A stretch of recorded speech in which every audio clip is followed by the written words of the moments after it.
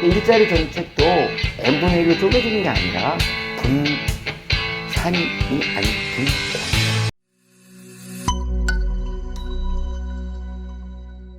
감사합니다. 말씀 너무 잘 들었습니다. 네. 정말 준비가 너무 잘 되어 있으신 것 같아가지고 청년인 제가 너무 마음이 놓입니다. 자연스럽게 질문으로 또 넘어가서 이제 또 외국인 노동자를 얘기하면 또 지역에 또 외국인 노동자들이 많지 않습니까? 그래서 지역에 대한 얘기를 좀 하고 싶은데 지역 경제 활성화를 위해서는 탄탄한 일자리 기반이 필요하시다고 말씀해 주셨습니다. 그래서 이제 궁금한 게 정부의 지역 일자리 정책 방향, 그리고 특히 정부가 올해 처음으로 지역 체감형 일자리 프로젝트를 시작했는데 기존 사업과는 어떤 차이가 있는지 궁금합니다. 이제 산업 구조가 변하고 그리고 저출생 고령화 등으로서 인구 구조가 변하면서 사실 가장 타격을 받는 것은 지역이라고 볼 수가 있죠. 지역에 탄탄한 일자리가 없기 때문에 청년들이 전부 수도권으로 집중을 해서 또 수도권의 과밀화, 주거, 교통, 교육 이런 문제가 서로 이제 악순환이 되는 건데 이렇게 되면 이제 우리 정부에서 하는 게 이제 어디서나 잘 사는, 어디서나 행복한 이 지역 균형 발전을 이제 정부 정책 큰 기조 중에 하나로 잡고 있는데 거기에는 이제 질 좋은 일자리가 자리 잡고 있는 거죠. 그래서 우리 정부에서 이제 하는 그게 이제 지역 균형 발전과 관련해서는 기업 도시가 있고 혁신 도시가 있었는데 혁신 도시도 이제 n분의 1로 전국 12군데인가를 다 나눠놨어요. 제주도부터 서귀포부터 뭐 원주까지 이렇게 다 n분의 1로 나눠놨는데 그게 이제 분산이라고 할 수 있는 게 분산. 근데 이 취지는 그 지역의 거점 도시를 만들어서 산, 합, 연의 클러스터를 만드는 거거든. 그래서 뭐 호남권, 영남권, 중부권 만약에 이랬으면 이 규모의 경제도 있고 그래서 잘 됐을 건데 근데 우리 정부는 이제 분산 막 쪼개놓고 막 국토를 막 n분의 1로 나누는 게 아니고 R&D 예산도 그냥 n분의 1로 나눠주는 게 아니에요. 잘하는 데는 성과가 있는 데는 팍 지원해주고 성과가 없고 이런 데는 안 된다 이렇게 되는 것이지. 그래서 분산이 아니고 분권이다. 지역의 돈과 권한을 준다는 거예요. 일자리 정책도 중앙정부에서 마구 돈을 뿌려주는 방식, 지역의 특성에 맞는 것이 아니고 n분의 1로 쪼개주는 게 아니라 지역 경제, 지역 사정을 제일 잘하는 게 지자체 아니겠어요? 지자체가 주도하고 중앙정부가 지원하는 그래서 일자리를 찾아서 도시로 수도권으로 몰린 사람이 지역에 탄탄한 일자리를 중심으로 정주하면서 산업이 활성화되고 선순환되게 하겠다는 거거든. 그게 이제 세 가지 축이지. 세 가지 축이 뭐냐면 지역의 주력 산업을 육성한다. 그죠? 그게 지역 체감한 일자리 프로젝트예요. 또 하나는 지역이 주도로, 그러니까 지역이 주도한다는 거지. 그리고 정부가 중앙정부에서 매칭으로 지원을 하겠다는 거지. 자기들이 제일 잘 알고 제일 잘 나가는 걸 우리 이거 하겠습니다라고 프로그램을 만들어주면 중앙정부에서 지원해 준다는 거예요. 세 번째가 이제 빈 일자리를 채워주는 거죠. 지역의 뿌리산업, 지역의 중소기업이 인력난 등등 해가지고 엄청나게 어렵거든. 빈 일자리가 많거든. 그래서 지역의 그 주력 산업을 육성하고 거기에 이제 필요로 하는 기업, 지역 산업 맞춤형으로 인재를 우리가 양성하고 그리고 사람들이 오게 하려면 임금 복지 서울을 개선해야 되고 그 다음에 그 노동 환경, 근로 여건을 개선을 해야 되잖아요. 중앙정부의 정책과 사업을 패키지로 지원하고 중앙과 지방이 서로 연계하되 지역 주도로 가는 대표적인 사업이 바로 지역 체감형 일자리 프로젝트다. 이렇게 이거 들으시는 시청자분들은 굉장히 환호하고 있지 않을까. 이 여러 지역에서는 네, 정말 너무 분산이 아니라 분권이다라는 말은 진짜 너무 정말 인상 깊게 정말 감사히 잘 들었습니다.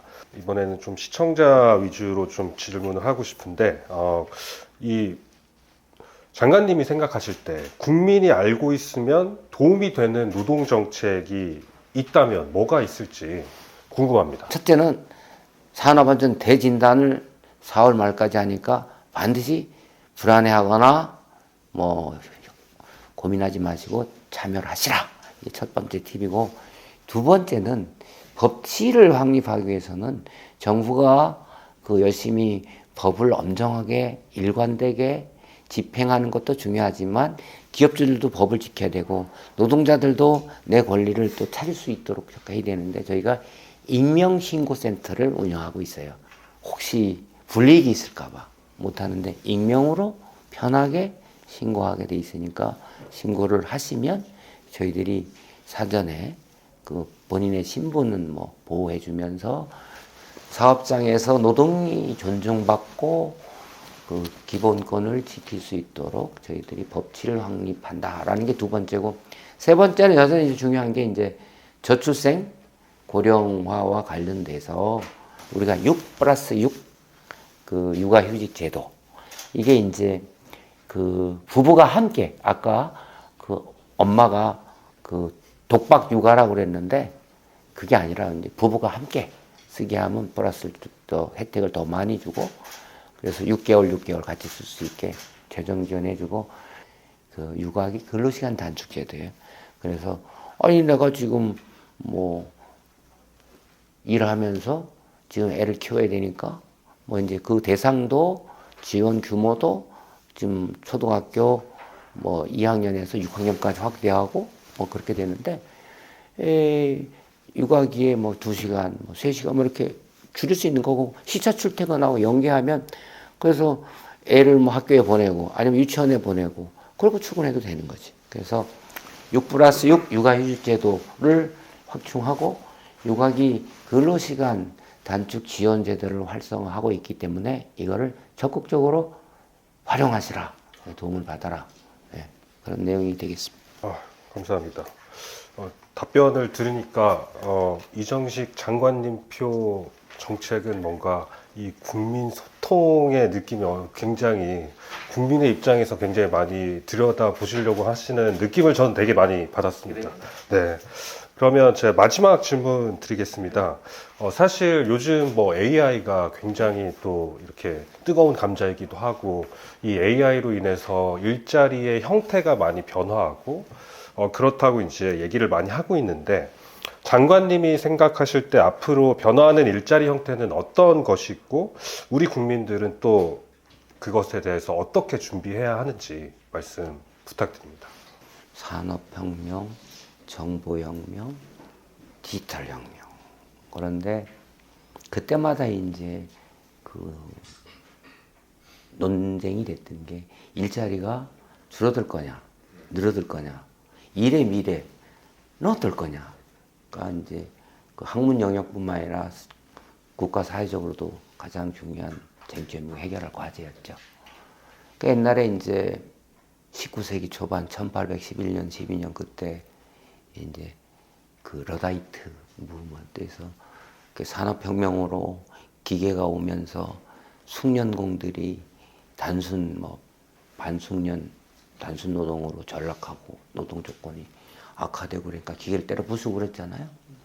근데 전반적으로 보면 이제 일자리가 줄어든 부분도 있지만 새로운 일자리가 생산성이 늘어나면서 이제 연관 부분의 수요가 늘어서 다른 부분의 일자리가 늘어서 총량으로는 일자리가 줄어들지 않고 왔는데, 지금 이제 정보혁명, 디지털혁명기에도 그럴 건가에 대해서는 여러 가지 전문가들 사이에 전망들이 엇갈리고 있어요. 줄어드는 일자리도 있고 늘어나는 일자리, 새로운 일자리도 늘어나고 있는데, 여기서 우리가 이제 그 고민해야 될 지점은 평생 직장은 없어지는 거죠. 끊임없이 이제 그 훈련을 시켜야 되는 거죠. 그래서 우리가 갖고 있는 정책들이 K 디지털 뭐 기초 역량 훈련이라든가 K 디지털 트레이닝이라든가, 이래서 새로운 기술, 신기술에 대응해서 그 모든 사람들이 거기에 적응할 수 있는 일자리 역량을 갖추게끔 훈련을 이제 해주는 것이 있고요. 이 산업 구조가 바뀌고 인구 구조가 바뀌고 생각도 바뀌고 이런 속에서 이제 또 추가로 얘기할 수 있는 것은 이 사람들이 독창적이고 그죠? 창의적인 문제 해결 능력을 필요로 할 거라고. 여기에 맞는 이제 맞춤형 우리가 이제 교육 훈련 프로그램도 저희들이 제공하려고 하고 있습니다. 네, 질문을 이렇게 마무리하고 마지막으로 우리 저희 구독자들에게 이제 마지막으로 한마디 이제 짧게. 정부는 그 노동 개혁을 지속 가능한 우리 사회가 되기 위해서 꼭 필요한 그 3대 개혁의 핵심으로 추진을 해왔고, 그 성과도 아까 말씀드렸던 것처럼 꽤 있었다. 그 근로손실일수, 고용률, 실업률, 그 다음에 그 실업급여 수급 기간의 재취업률, 그리고 중대재해 사망 등 모든 지표가 역대 최고로 나왔지만 국민들이 체감하시기에는 여전히 부족하다, 이런 생각이 듭니다. 국민들이 가장 필요로 하는 정책은, 모든 정부가 역점을 두고 해야 할 일은 좋은 일자리를 많이 만들어주는 거고 물가를 안정시키는 것이라고 볼 수 있는데, 우리 고용노동부는 일자리의 질도 높이고 그리고 일하면서 존중받는 그런 일자리를 매칭해주고 그런 일자리에 갈 수 있도록 맞춤형 취업 지원 서비스를 해드리고, 그리고 일하면서는 존중받고 일할 수 있는 게 법치가 구현되는, 그리고 집단적으로 노화사가 문제가 생겼을 때는 그것을 물리적 힘을 행사하지 않고 대화와 타협을 통해서 할 수 있는 상생과 연대의 노동, 산업, 생태계를 만들려고 하는데 노력을 하고 있는데, 지난해까지 성과가 있었다라고 하면 경제, 사회 주체인 노사정이 힘을 합친 결과고, 그리고 국민들이 노동개혁을 지지해주고 공감해주기 때문에 가능했다고 보는데, 그런 믿음, 지지와 성원에 힘입어서 금년제는 아까 말씀드린 대로 국민들이 정말로 체감할 수 있게끔 열심히 노력을 하겠습니다.